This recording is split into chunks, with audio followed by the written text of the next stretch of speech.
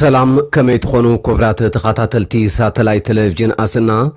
نلومي شومنت قنبات كلتاشن عسران شدشتن عربي كتري زتدالو زيناتات حزلكم قريبا لخو بقدام النتقن نتبتاتهم كابينة منغست تقراي فلاماي سرعة خيبو أولومي كم زكايدة كحبرن كلهم ليتنانت جنرال تادسا ورد بوغانو كابلو متحزو كقاتم زغل حادقات حتاتي هو حاتي كبل نايمت انقطام الأخت محلافون نفرت وقبل سقنا آب سميات مغلا كزنبيا كم زترأيان زملكات زترغبة حابريتام إثيوبيان إماراتن بحادة كوينن بدرونات كعنان كبل آبلعلي إثيوبيا حنناي مفداي سقوم تكوصد كم زغل كفكر زتسمع سراويت سودان آب دوبات إثيوبيا آب كبابيتات بلوناين ألفا شاغان سراويت كختتن سر نفرت مكالخليتات كتكلن جميرو كم زلو زترغبة زينام BBC آب إثيوبيا نستفز أمسأتاو عامسات زكالع سبساب بموصؤو شلمات آبنستي انترناشنال معواتون سراويت إسرائيل آب تبحايل زتوغوبت كبابيتات دوباو ليبانوس آب أف حولت دنقل مريم شغاراكو وتفنكو اللعن نايسترأي وتهدرو قدا يمرمرو كمزالو مقلاسو زبلون كالوتن زيناتات حزالكم قريبا لخو كسا موداتام سايسانحكم زرزراتهم كتكاتاتولو بخبري يعدمكم كابينة منغستي تقراي فلاماي سرعة خيبو أولومي كم زكايدة تقليصم عسران شوعاتن ميازيا كلتشن عصرت شمونتن عامة مرات قئز بعلي سرحو زجمرة بيت مخري تقراي دكتور دبرس انقبر مكيال بريزيدنت منغست تقراي جيرو دحر ممراسي كابينة منغست تقراي لومي فلاماي آخيبو زكايد زلوم تكابينة أب أخيبو أب هلوكنتا تقرأ ملكيتو ززتا يخوينم كاب وعل بريتريان حق منغستن وصائي ببين أو وصاني سرعات بلسقنا عد مسلطانو زتنا وحد بريزيدنت قزيو من محدار نبر جنرال تادس ورده لومي أب زحلفو حاصير ملغتين أب ذكربا معالتا زتفتر كنتا سعيبو كمس الزخل سعبين نقودات النمتراف تشجر بناي تقارو للزبن حابراو مرددان كفتحن زغربة صاوعت نقون بمقداف تماريس ايزبل اكال لومي ميازيا سلاسا كلتشن عصرت شمونتن عام تمرات بناي ستتا اكالات حلوات غير لهم اب مكب اداراش كابينة غزيو من محدار تقراي ناي كابينة اخيبات جميرو مالو ودحر مبال زخا ناي قصال حدقنيا منقد زتجمرو العلت سلازخونم بزي مغنيات نزي سعب سعبين تحتاتي سلطان غزيو من محدار بقول بزحزو حيل مخانو كقلص يدل كبل ابناي فيسبوك درغص بصحفت قديات كوميونيكيشن تقراي صحيفهم مزي بزتحازينا لوم ونفرت وق سرعات بلصقنا اب سميات مقله كزمبيا كم زترأيا منጭታት አረጋግጸው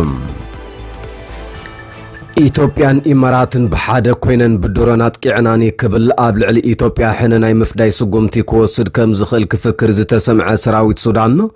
ኣብ ዶባት ኢትዮጵያ ኣብ ከባቢታት ብሉናይልን ኣልፋሻጋን ሰራዊት ከኽትትን ጸረ ነፈርት መከላኸሊታት ክተክልን ጀሚሩ ከም ዘሎ ተገሊጹም ሰራዊት ሱዳን ንሱዳንን ኢትዮጵያን ኣብ ዘዋስኑ ካብ ጫፍ ቤሻንጉል ጉሙዝ ክሳብ ጫፍ ዞባ ምዕራብ ትግራይ ኣብ ኩሎም ከባቢታት ብዝሕ ዘለዎ ሰራዊትን ጸረ ነፈርትን የዋፍር ከም ዘሎ ዝገለጸ ኣዲስ ስታንዳርድ ብዛዕባ ዝዝረአ ዘሎ ሓዱሽ ምዕባለታት ብዝምልከት ዝተሓተተ መንግስቲ ኢትዮጵያ ርእይቶ ካብ መሃብ ከም ዝተቆጠበ ሓቢሮም ኢትዮጵያ ኣብቲ ኣብ ሱዳን ዝከር ዘሎ ሕድሕድ ውግ ኣብ ጎንቲ ብሊተናንት ጀነራል ሓምዳን ዳጋሎ ዝምራሕ ዘሎ ሓይልታት ዳዕመል ሰሪዕ ደው ብምባል ኣብ ውሽጢ ግዝኣታ ወታደራዊ ማዓስከር ካህንጽን ካብ ኢማራት ናብ ዳዕመል ሰሪዕ ዝላኣኽ ኣጽዋር ብሃገራ ክሰጋገር ኣፍቂዳ ምህላዋ ዝፍለጥ ኮይኖም ኣብዚ ሳልስቲ እውን ምስ ኢማራት ብምዃን ኣብታ ኣብ ትሕቲ ሰራዊት ኣልቡርሃን ትርከብ ከተማ ካርቱም ናይ ድሮን መጥቃዕቲ ምክያዳ ሰራዊት ሱዳን كسيسيوم BBC ኣብ ኢትዮጵያ ንስተፈጸመ ጸታው ዓመጻት ዘቃልዕ ጸብጻብ በመውጽኦ ሽልማት ኣምነስቲ ኢንተርናሽናል ተዓዊቱም እቲ ንቢቢሲ ወርልድ ሰርቪስ ዝተዋሃበ ክቡር ሽልማት ኣብቲ ኣብ ኢትዮጵያ ዝቕጽል ዘሎ ግጭት ንስተፈጸመ ጸታው ጎነጽ ዘርኢ ዓሚቕ ጸብጻብ ብምቕራቡ ዝተዋሃበ እዩ እቲ ቀቲሎምኒ እንተ ዝኾኑ መሓሸኒ ህይወት ደቂ ኣንስትዮ ዝዕኑ ዘሎ ዝተረሰዐ ኩናት ብዝብል ኣርእስቲ ዝወፀ ጸብጻብ ኣብቲ ዝበለጸ ነዊሕ ዓንቀጽ ኣብ ዝብል ናይ ጽሑፍ ውድድር ቀሪቡ ተዓዊቱ ዘሎ እቲ 6 ወርሒ ዝወሰደ ምርመራ ግድያትን ሰውምያ ጥዕናን ብዝሃብዎ ቀጥታዊ መርትዖታት ዝተዳለወ ኮይኖም ነቲ ተኸዊሉ ዝነበረ ግፍዕታት ዘቃልዐ እዩ። እቲ ጸብጻብ ኣብቲ ካብ 2023 ኣትሒዙ ኣብ ክልል ኣምሓራ ዝካየድ ዘሎ ግጭት ዝተፈጸመ ጾታዊ ዓመፅ ዝርከቦ ግፍዕታት ሰኒዱሎም። ቃለ መሕትት ዝገበሩ ኣብቲ ጉዳይ መጽናዕቲ ዘካይዱ ተመራመርትን ሰውምያ ጥዕናን ኣብቲ ክልል ዘሎ ህዝባዊ ኣገልግሎት ጥዕና ክፈርስ ከም ዝኽእል ኣጠንቂቖም ነይሮም። ብሰንኪ መንግስቲ ኣንቢርዎ ዘሎ እገዳታት ምንቅስቓስን ሓደገኛ ኩነታት ጸጥታን ጋዜጠኛታት ናብቲ ብግጭት ዝተጸልወ ከባቢታት ብምእታው ቀጻሊ ጸብጻባት ክህቡ ከም ዘይከኣሉ ይግለጽ።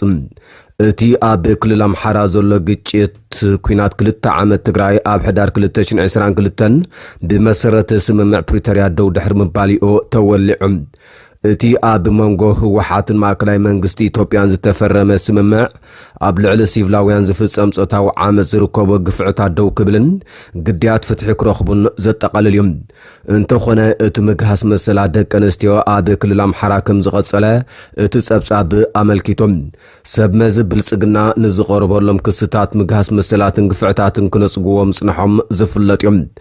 ስርዓት ብልጽግና ምስቲ ኣብ ክልል ኣምሓራ ዘሎ ግጭት ብዝተሓዝ ኣብ ልዕሊ ደቂ ኣንስትዮ ዝተፈጸመ ዓመፅ ንምጽራይ ምርመራ ከም ዘካየደ እኳ ተገሊጹ እንተነበረ ዛጊት ውጽኢት ናይቲ መጽናዕቲ ንህዝቢ ኣይቀረበን። ሽልማት ሚድያ ኣምነስቲ ኢንተርናሽናል ካብ ዝሓለፈ ዓመት ጀሚሩ ምስ ሰብኣዊ መሰላት ዝተኣሳሰር ጋዜጣዊ ስራሕ ኣፍልጦ ዝህብ ኮይኖም 11 ዝተፈላለየ ክፍልታት ዘለዎ እዩ። ቢቢሲ ኣብቲ ተዓዊቱሉ ዘሎ ምድብ ምስ ሲኤንኤን ጋርዲያን ከምውን ዘ ታይምስ ብምውድዳሪው ነተዓወቱ በቂዑም። ኣብ ካልእ ምድብ ዝተዓወቱ ነቲ ኣብ ኢትዮጵያ ዝተረኣየ ግጭታት ዝተፈጸመ ጾታዊ ዓመፃት ዘቃልዑ ጸብጻባት እውን ኣለዉ። ጽምብል ናይቲ ሽልማት ረቡዕ ምሸት ኣብቲ ኣብ ከተማ ለንደን ዝርከብ ኣዳራሽ ብሪቲሽ ፊልም ኢንስቲትዩት ዝተኻየደ ኮይኑ እቲ ኣጋጣሚ ንውልቃውን ሞያውን ሓደጋ ብምስጋር ንሰብኣዊ ምግሃስ መሰላት ዘቃልዑ ጋዜጠኛታት ኣፍልጦ ዝህብ እዩ። ኣብ ክልል ኣምሓራ ዝቕጽል ዘሎ ኩናት ኣብ መንጎ ዕጡቓት ኣምሓራ ፋኖ ብሓደ ወገን ሓይልታት ፌደራላዊ መንግስትን እቲ ክልልን ከዓ በቲ ካልእ ዝካየድ እዩ። ሰራዊት እስራኤል ኣብቲ ብሓይሊ ዝተጎበጠ ከባቢታት ደቡባዊ ሊባኖስ ኣብ ኣፍ ሓወልቲ ድንግል ማርያም ሽጋራ ክውትፍን ክወልዕን ናይ ዝተረኣየ ወታደሩ ጉዳይ ይምርምሮ ከም ዘሎ ገሊጾም። እቲ ተግባር ኣብ ሓንቲ ደብል ዝተባህለት ክርስቲያን ብብዝሒ ዝነብሩላ ቁሸት ዝተፈጸመ ኮይኖም ኣብ ዝሓለፈ ወርሒ ካልእ ወታደር እውን ንሓወልቲ ኢየሱስ ክርስቶስ ብገጹ ብምድፋእ ብሙደሻ ክወቕዖ እንከሎ ተራእዩ ነይሮም። እቲ ሰራዊት ነቲ ፍጻመ ብዝለዓለ ደረጃ ከም ዝርአዮን ተግባራት እቲ ወታደር ትጽቢት ካብ ዝገበረሉ ስነ ምግባራዊ ክብርታት ሙሉእ ብምሉእ ዝወረደ ምዃኑን ገሊጾም። ሓላፊ ሰበኻ ጉባኤ ደበል ካህን ፋዲ ፈልፈሊ ንቢቢሲ ኣብ ዝሃብዎ መግለጺ ብቕንዕና ክዛረብ እንተኾይነ እዚ ድሕርቲ ኣብ ልዕሊ ሓወልቲ መስቀል ክርስቶስ ዝተፈጸመ ተግባርን ዝቐረበ ይቕረታን ዝመጽእ ዘሎ ካልእ ተግባር ብምዃኑ ብሓቂ ኣቆጢዕና ክብሎ ገሊጾም። እዚ ተግባር እዚ ኣብ ውሽጢ ሰራዊት እስራኤል ስነ ምግባርን ክብርታትን ዝጎደሎምን ጽልእ ዘለዎምን ውልቀ ሰባት ከም ዘለዉ ዘርኢ ዝበሉ እቶም ካህን እዚ ዓብዪ ኣኽራርነት ዘንጸባርቕ ክብሎ ገሊጾም። ካህን ፈልፈሊ እቲ ሓወልቲ ድንግል ማርያም ዝኾነ ምብልሻውን መስበርትን ከም ዘይወረደን እኳ እንተረጋገጾም ከምዚ ዓይነት ተግባር ግን ዘይስነ ምግባራዊ ክብሎ ኮኒኖምዎም። ብፍላይ ኣብ ልዕልታ ሰላምን ገለልተኛነትን ክብርታታ ዝገበረት ኣብቲ ኩናት ተሳትፎ ዘይብላ ዓዲ ከምዚ ዓይነት ተግባራት ክፍጸማ ዘይግብእ ምዃኑ ጠቒሶም ድማ እዞም ወተሃደራት ክህሉ ዘይግብኦ ኣኽራርነትን ዘይምጽውዋርን ዘንጸባርቕ እዮም ክብሎ ወቒሶም። እቲ ተግባር ንካልኦት ዘይምኽባርን ቁጡዕ ባህርን ዘንጸባርቕ ክብል እውን ወኪል ሮማዊት ካቶሊካዊት ቤተ ክርስቲያን ኣብ ቅድስቲ ሃገር ኮኒኖም። ከምዚ ዓይነት ኣካይዳ ተቐባልነት የብሉን፣ ዳግማይ ክኽሰት የብሉን፣ እቲ ጉዳይ ድማ ብዝለዓለ ዕቱብነት ክሕዞ ንጽውዕ ብምባል መንግስቲ እስራኤልን ሰራዊት ምክልኻል እስራኤልን ስጉምቲ ክወስዱን ኣብቲ ንጋዜጣ ሃርዝ እስራኤል ዝሃብዎ መግለጺ ተማሕጺኖም። ወሃቢ ቃል ሰራዊት እስራኤል ሌተናል ኮሎኔል ናዶቭ ሸሻኒ እቲ ስእሊ ቅድመ ሓያሎ ሰሙና ዝተወስደ ምዃኑን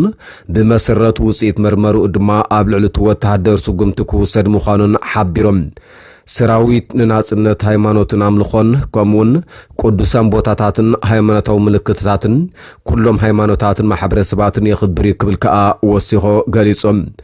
እቲ ንሓወልቲ ኢየሱስ ብመደሻ ዝሃረመ ወተሃደርን ነቲ ተግባር ዝሰኣለ ካልኣዩን ዓለም ለኻዊ ቁጥዖን ውግዘት ድሕሪ ምስዓቦም ን30 መዓልታት ወተሃደራዊ ቤት ማእሰርቲ ተፈሪዶም እዮም